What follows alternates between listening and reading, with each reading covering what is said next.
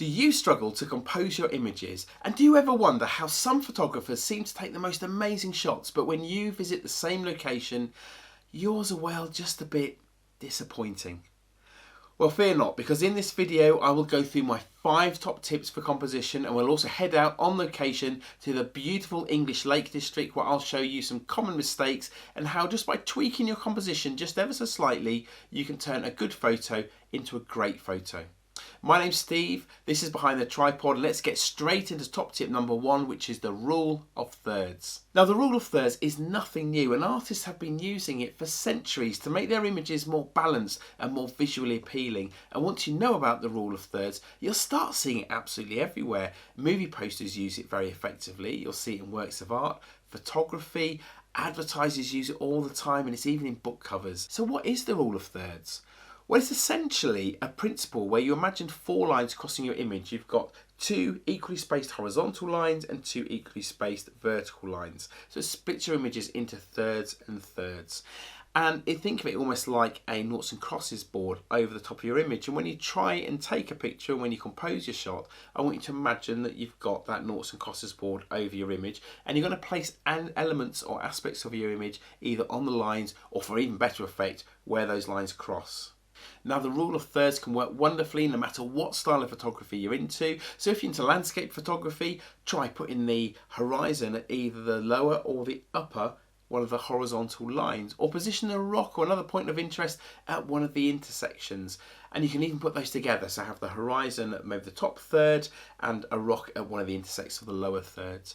If you enjoy portraits, try position your camera so your subject's eye will fall behind one of the intersections, and you can maybe get their mouth on one of the other lines. And if you love still lifes, try setting up your shot with the rule of thirds in mind, perhaps placing a vase of flowers on one of the vertical lines and a tabletop close to one of the horizontal lines.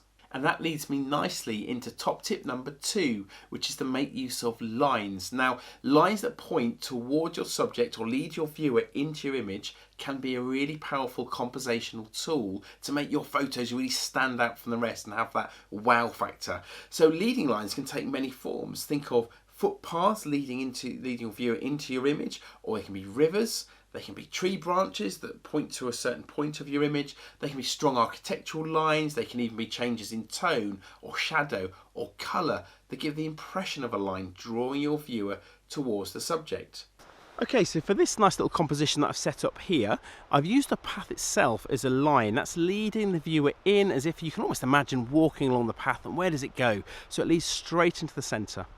But there's more than just that line. If you look at the ferns, they give a nice bit of shading and a different sort of tonal quality to the image that also create lines through the image towards the centre point, as well as the landscape itself. So you can see there's slopes to the left, there's a slight slope from the right that's going down towards the centre point, and that also draws the eye in. So there's several different lines here to try and draw the viewer in towards the image and to where I want them to be looking at, which ultimately in this image is the centre.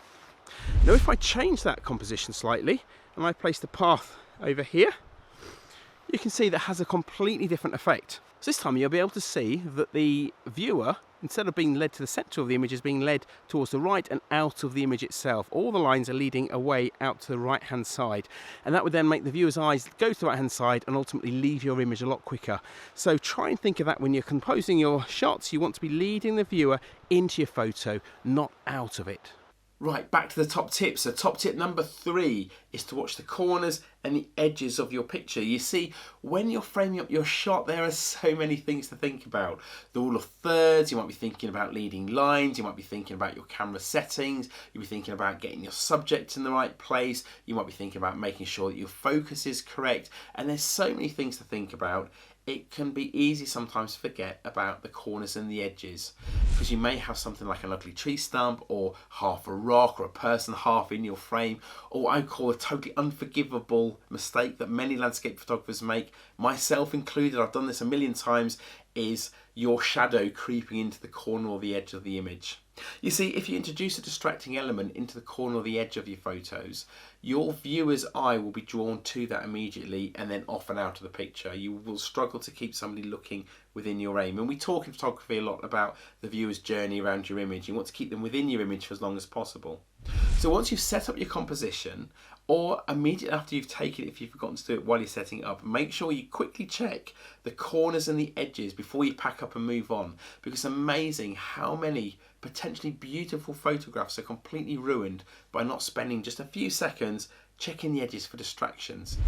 Okay, so as you can see, the rain is coming down. I'm being eaten by midges, but I just wanted to spend a few moments just to talk about spotting the corners. So I've got a lovely composition working here, and I just want to show you how important watching the edges and the corners are. Okay, so it's pouring with rain. I'm working quite fast here because everything's getting really wet, but if I open up my camera, you can see there I've got a lovely composition. So first thing I want to do is take that image. I've got it set on a timer. The reason for the timer is that I've got quite a slow shutter speed, so I just want to make sure I don't get any camera shake. Right, if I pull this back, you should be able to see now, if I wasn't checking the corners, there is this horrible sort of bush down here in the corner. It really distracts your eyes. There was also some mess up here in the top corner. So the tighter crop for this one worked, but it's so important to check your corners and your edges. I can pull it out further, and you can see just how messy this woodland is on the right hand side.